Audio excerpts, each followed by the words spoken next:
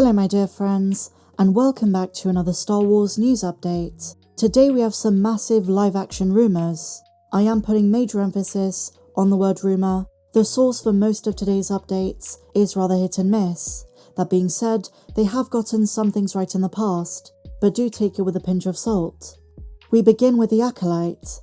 The second season of the show is reportedly already planned. Season 1 releases on June 5th. But according to the new rumour, the writer's room is set for pre-production on Season 2. Now even if this rumour is wrong, it's probably a very good guess, because we know from the Karen McCarthy breach of contract lawsuit, Lucasfilm have planned at least 3 seasons. They want this to be the next flagship show, something as big as, if not bigger than The Mandalorian.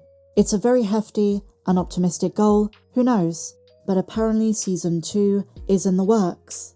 Daniel Richman, Daniel RPK on social media, also revealed that while The Mandalorian and Grogu is set to film in Los Angeles, some of it will be filmed here in the UK. I've not seen any other source on this, so as I say, pinch of salt. But some very good news for Ahsoka Season 2, which again, could just be a very good guess. Filming on Season 2 could begin as soon as this year, in Q4 of 2024. An optimistic goal. We haven't heard anything from Lucasfilm or the actors. Again, they like to play it coy, but StarWars.com did confirm when they announced the Mando film that there is going to be a Season 2 of the Filoni-led show, one that ties into his movie and hopefully expands our understanding of Peridea and what Baylan was after. I've got to say, I'm not too convinced this is accurate. The focus from Jon Favreau and Dave Filoni seems to be Mando and Grogu. That is a movie Jon Favreau and Dave Filoni are going to be giving everything to, given the budget, the pressure to get it done by 2026. The amount of cast and crew, the preparations, and filming beginning in June, I can't imagine them taking this risk, focusing on 2 projects at once, 2 monumental projects no less. Knowing their creative process, knowing how much these characters mean to them and Lucasfilm, I can't imagine them not giving each one the respect it deserves, giving it their all one by one. Having said this, considering the Star Wars website confirmed Season 2, it could mean that some of the preliminary work in the earlier stages has already begun. Fantastic, if true, if being the key word. And the third and final reveal from Daniel RPK surrounds the Rey film by Sharmeen Obaid-Chinoy. According to the rumour, it's filming here in the UK, something we already knew, but they're currently casting for 2 Jedi apprentices and a villain. The film is a standalone and not the start of a trilogy, but they do say that there could be a sequel, which is pretty much a given. Or should I say if the movie makes money, if the box office is good. Which no one can really say at this point, but I do think it's certainly something I'm skeptical about. But the casting for 2 apprentices and a villain, we don't know what the nature of the villain is going to be. Daisy really said, this is a very different kind of film to the sequel trilogy, so don't expect a Snoke or a Palpatine return, but maybe some kind of other Sith. Tomorrow is The Bad Batch Season 3 Episode 5 The Return. We've had some cryptic tweets from those who worked on the episode. One of these is by the showrunner Jennifer Corbett. She posted a cryptic gif from Band of Brothers. This implies reunion, working together, and maybe a bit of snow, which we know is coming based on one of the teaser trailers. More on this in just a bit. I think we're going to see a lot of Crosshair and Hunter scenes, working through their problems, having to band together and compromise, and that is going to re-solidify the foundation of their relationship as Clone Force 99.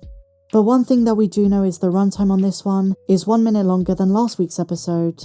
And then next week, we have a mid-season double. That tells me it's very likely the 5th episode is going to be the setup for something significant. The title of the episode, The Return, in my opinion is a double entendre, referring to both Crosshair's return to his brothers, but also, as a new teaser clip suggests, at some point in the next few episodes, we're going to make a return to Pabu, where the Empire has begun an occupation. And incidentally, Episode 6 is titled Infiltration. It might occur sooner though. So following the ending of Episode 4, there's going to be a lot of argumentation to resolve, but Crosshair is back with the batch, and he's going to reclaim his Season 1 outfit. On Pabu, we also see Echo and Rex. That might be the rendezvous point Wrecker mentioned in Episode 2. The Empire is still trying to get a hold of Omega, but returning to Pabu also means Morphe Genoa, who by the time of the Juggernaut episode is working with the team once again, as she did in Season 2. Also on Pabu, we're presumably going to meet up with the 3 clone cadets that we saw in the 2nd episode. the ones Hunter and Wrecker came across and then dropped off on the island.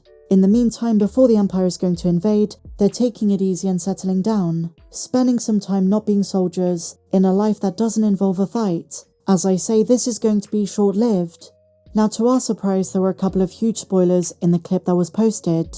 For one thing, the iconic Clone Force 99 ship, the Havoc Marauder, seems like it's going to explode soon. This could be a red herring, but this wouldn't be the first time Lucasfilm included a major spoiler or plot point before the episode releases. One such example that comes to mind is the way they included Luminara and Julie's corpse in the background of a Star Wars Rebels teaser before the episode.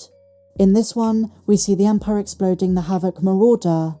Also coming up is another creature episode, and Crosshair is working with Hunter and Wrecker. It's a snow planet which some fans suggest could be Hoth.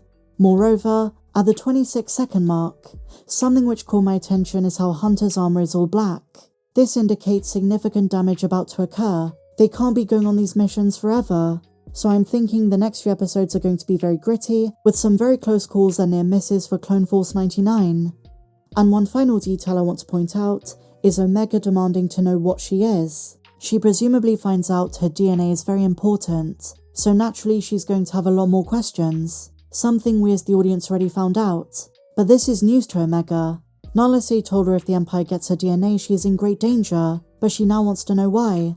And the reason this is so important is that at some point very soon, we're going to return to Wayland and Mount Tantis, and the mysterious clone assassin, CX-1, is going to defect, maybe thanks to Rex, and is going to inform the surviving members of the batch what's really going on at the mysterious hidden facility.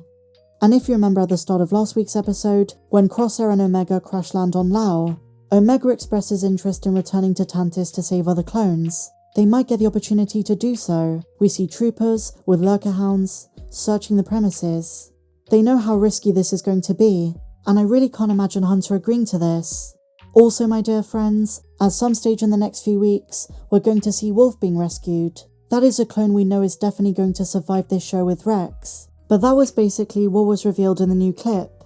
The season is moving at a very rapid pace, just 4 episodes in, and they really have taken, if you pardon the pun, a different approach. Look out for my full episode breakdown tomorrow, and if you've not done so already, please be sure to hit that big red subscribe button down below, and why not hit the bell to be alerted every time that I post a new video. If you enjoyed this one, please be sure to give me a big fat thumbs up, and I'll see you in the next video.